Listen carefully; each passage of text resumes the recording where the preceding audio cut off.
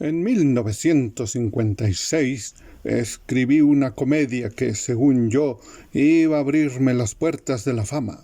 Recibí una pequeña herencia y comencé a hacer mi casa. Creía yo que la fortuna iba a sonreírme.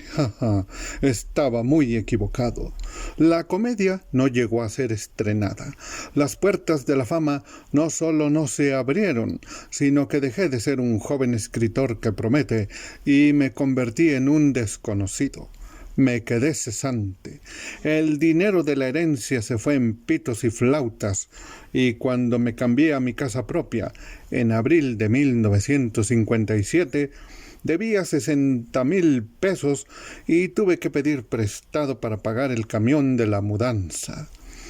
En ese año mis ingresos totales fueron los 300 pesos que gané por hacer un levantamiento topográfico. Vinieron años muy duros. Cuando no me alcanzaba el dinero para comprar mantequilla, pensaba, con 30,000 pesos salgo de apuros. Adquirí malos hábitos. Andaba de alpargatas todo el tiempo y así entraba en los bancos a pedir prestado. Todas las puertas se me cerraban. Encontraba en la calle amigos que no me habían visto en 10 años y antes de saludarles les decía, «Oye, préstame 10 pesos». Los domingos invitaba a una docena de personas a comer en mi casa y les decía a todas, «Traigan un platillo». Con las sobras comíamos el resto de la semana. Mi frustración llegó a tal grado que una vez que se metió un mosco en mi cuarto, tomé la bomba de Flit y la manija se zafó y me quedé con ella en la mano. Es que el destino está contra mí, pensé, en el colmo de la desesperación. Pero no hay mal que dure 100 años. En 1960 gané un concurso literario patrocinado por el licenciado Uruchurtu.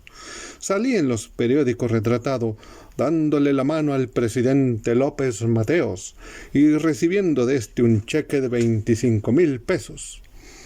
Mis acreedores se presentaron en mi casa al día siguiente. El dinero lo repartí entre una señora cuya madre acababa de ser operada de un tumor, 2 señores que ya me habían retirado el saludo, el tendero de la esquina de mi casa, que estaba a punto de quebrar, un viaje a Acapulco que hice para celebrar mi triunfo, unos zapatos que compré y 1,000 pesos que guardé entre las páginas de un libro para ir viviendo. La deuda más importante, que era la de doña Amalia de Cándamo y Begoña, quedó sin liquidar. Doña Amalia tuvo la culpa de que yo no le pagara por no presentarse a tiempo a cobrar. O mejor dicho, no se presentó a cobrar porque no le convenía que yo le pagara, porque no andaba tras de su dinero, sino de mi casa. La historia de doña Amalia es bastante sórdida. Yo había hipotecado mi casa en Crédito Hipotecario S.A. y como estaba en la miseria, dejé de pagar las mensualidades. Al cabo de un año, estos señores, los de Crédito Hipotecario, se impacientaron, me echaron a los abogados, me embargaron y exigieron que les devolviera su dinero, que eran 50,000 pesos más réditos, más costos de juicio, etc. Para pagar esto, yo necesitaba hacer otra hipoteca mayor, pero no es fácil hacer una hipoteca con una compañía seria cuando el único antecedente es un embargo. Consulté con entendidos. En aquellos casos, me dijeron, se necesitaba conseguir una hipoteca particular. Fui a ver a un coyote que se hacía pasar por agente de bienes raíces. Tenía una secretaria bastante guapa y eficiente. Tenía un hijo ingeniero y varios aspirantes a la clase media sentados en la sala de espera. El señor Garibay, que así se llamaba, era viejo, sordo, calvo y casi retrasado mental. Nunca supo si yo quería invertir 60,000 pesos o si quería pedirlos prestados.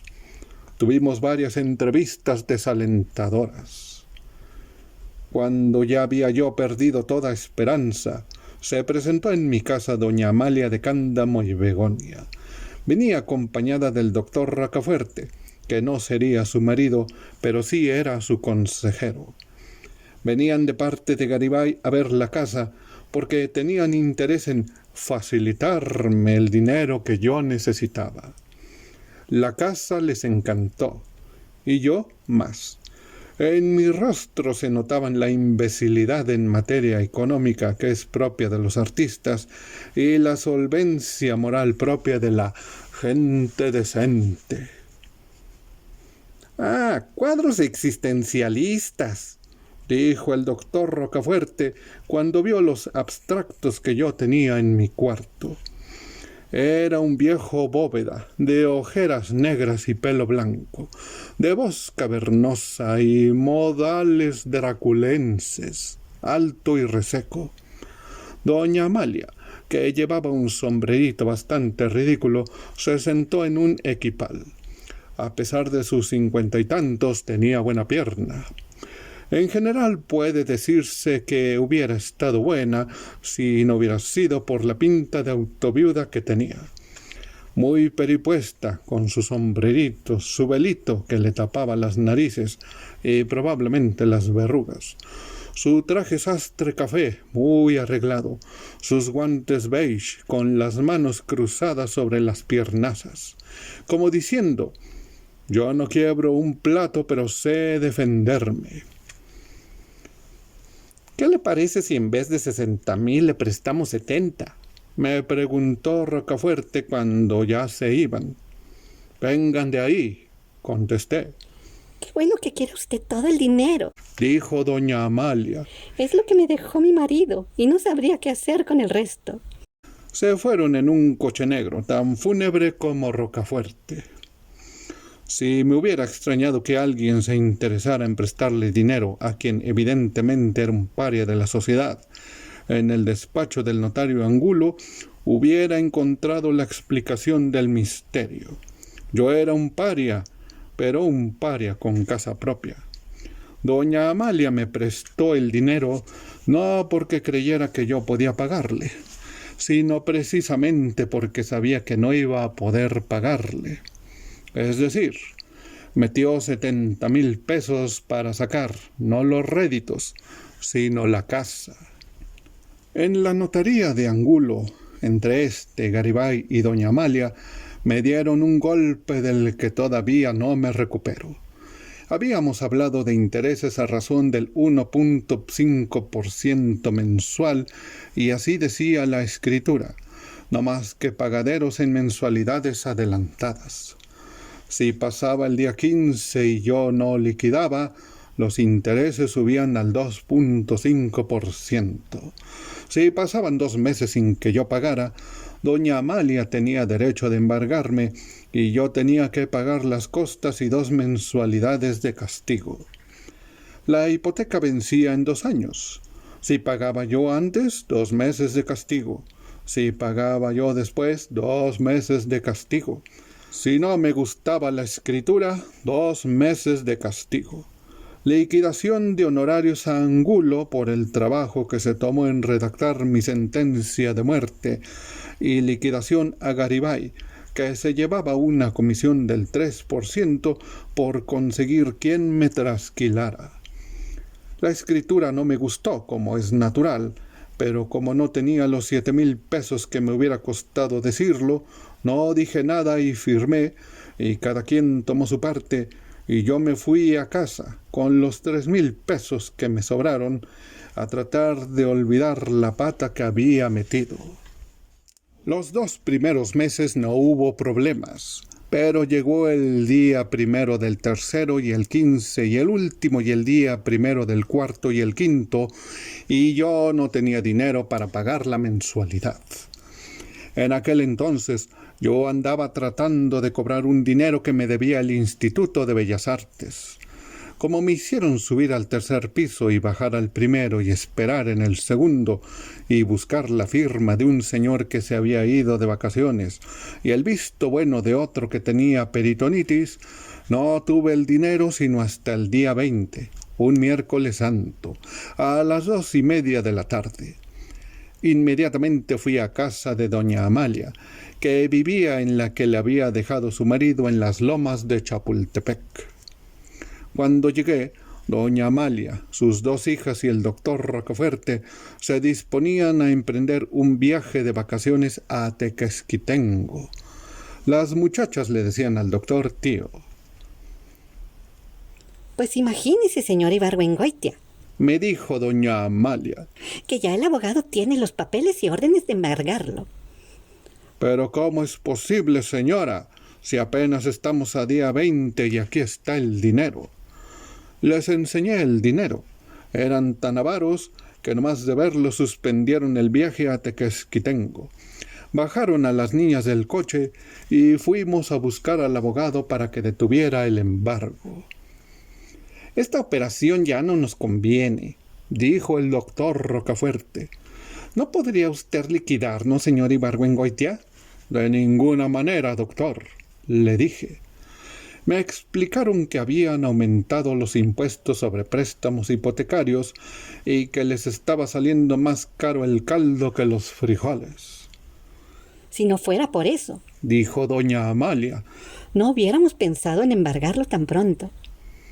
Después platicamos de problemas morales. Los hombres, Dijo doña Amalia. cuando están jóvenes, abandonan a sus mujeres y se van con otras. Después, cuando ya están viejos y enfermos de diabetes, de cáncer en la próstata o de sífilis, regresan a buscar compañía. No hay derecho. Yo pensé, así ha de haber sido el difunto Cándamo. Aunque pensándolo bien de Cándamo, no sé ni si es difunto. Trata de ser comprensiva, Amalia, dijo el doctor Rocafuerte, que iba manejando. Dijo varias cosas en este tono y remató con: el nexo del matrimonio es indisoluble.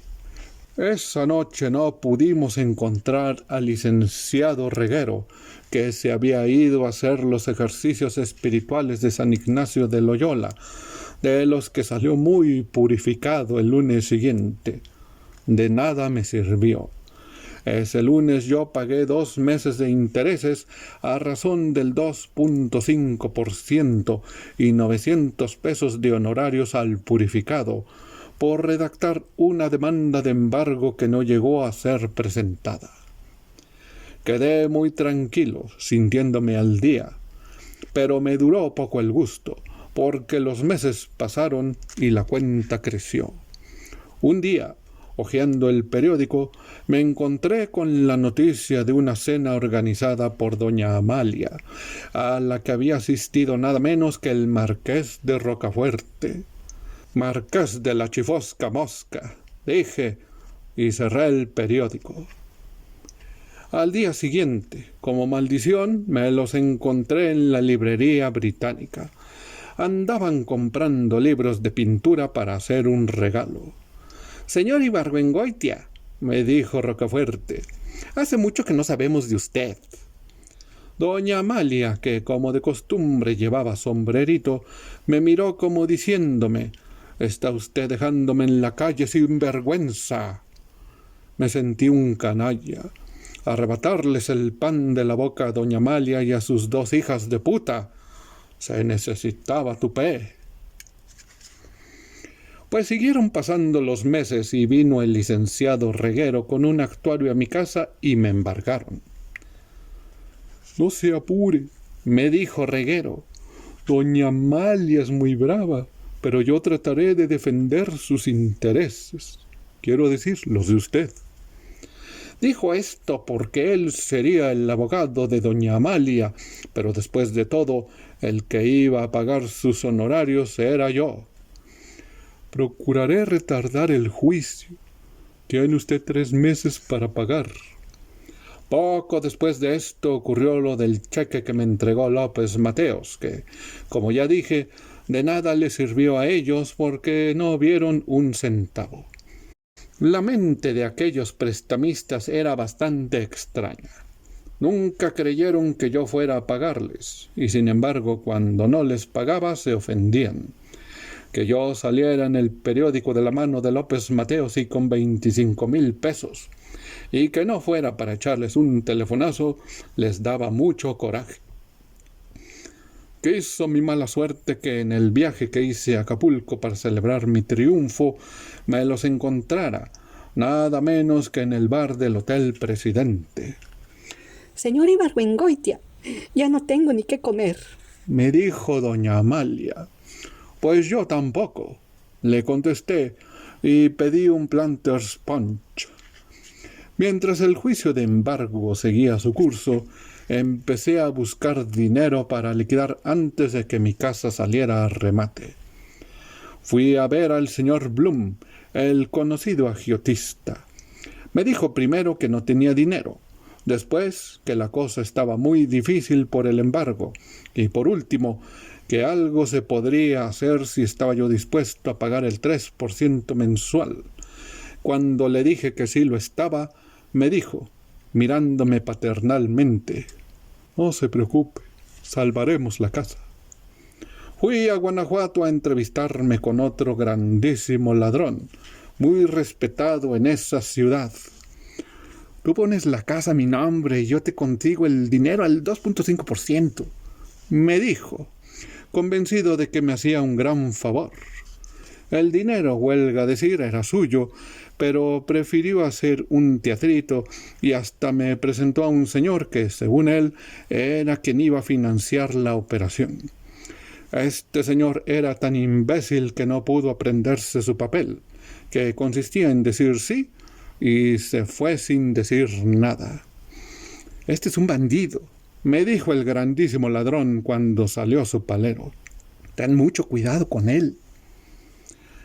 Yo decía que sí a todo con tal de salir del lío. Cuando regresé a México, me encontré con que doña Amalia y Rocafuerte habían ido a visitar a mi madre.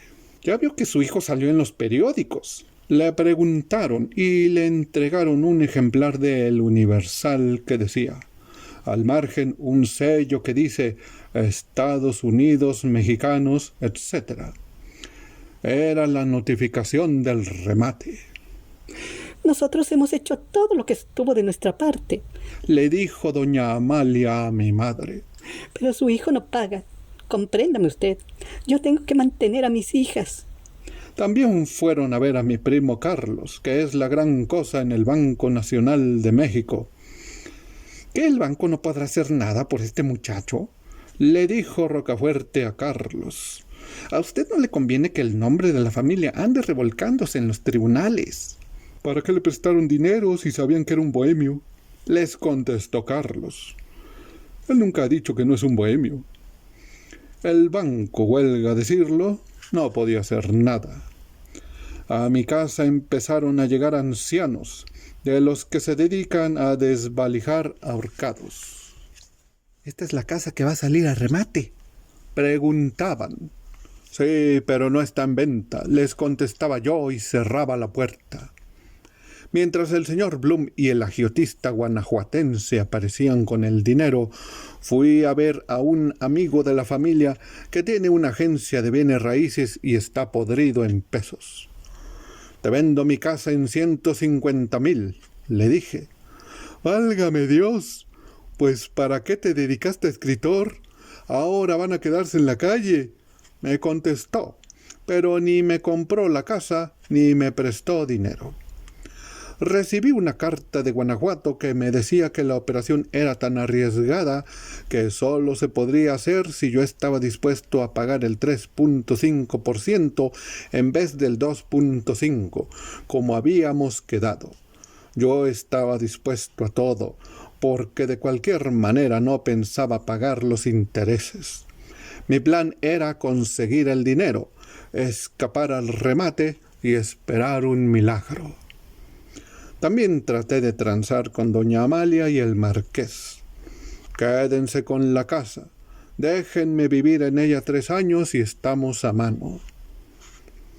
Usted está soñando, me dijo el marqués, y habló sobre las ilusiones que la gente se hace sobre el precio de sus propiedades. Después me explicaron el asunto. Yo debía 29,000 pesos de réditos, intereses moratorios, gastos y costas, más los 70,000 que me habían dado antes, eran 99,000 pesos. La casa iba a salir a remate en 99,001 pesos. Como no iba a haber pujadores, me explicaron que en estos casos nunca hay pujadores, la casa se iba a rematar en 99,001 pesos a ellos. Se iban a quedar con la casa, me iban a entregar 1 peso y asunto concluido. Ya hasta me daba risa, veía todo perdido. Compré un libro sobre almirantes ingleses y pasaba muchas horas encerrado en mi cuarto, leyéndolo y esperando a que viniera la autoridad a sacarme. Cuando venían visitantes, les contaba que el sábado iban a rematar mi casa. Pero no la remataron, porque el milagro que yo esperaba ocurrió. Alguien, en quien yo ni había pensado, me prestó 100,000 pesos a 10 años y con intereses del 10% anual. Mi madre insiste en que fue un milagro de San Martín de Porres. Pero milagro o no, el caso es que el viernes anterior al remate, llamé a doña Amalia y le dije que ya le tenía el dinero. El remate se suspendió. Cuando cancelamos la hipoteca, doña Amalia me dijo: Qué suerte la de usted en haber caído con personas decentes, porque andan muchos por allí que son verdaderos lobos. Y el notario, antes de leer la escritura de cancelación, me dijo: a usted hay que darle un tirón de orejas por descuidado. Si no fuera por lo paciente que ha sido doña Amalia, le hubiera ido requete mal. Y cuando ya estaba todo firmado y ellos habían recibido su dinero, el doctor Rocafuerte y Marqués de lo mismo me dijo, con gran solemnidad: queremos decirle, señor Ibargüengoitia, que nos da mucho gusto que haya usted salvado su casa. Ha sido para nosotros un verdadero placer tratar con una persona tan honrada y cumplida como usted. Nos despedimos casi de beso, pero cuando los vi de espalda, les menté la madre.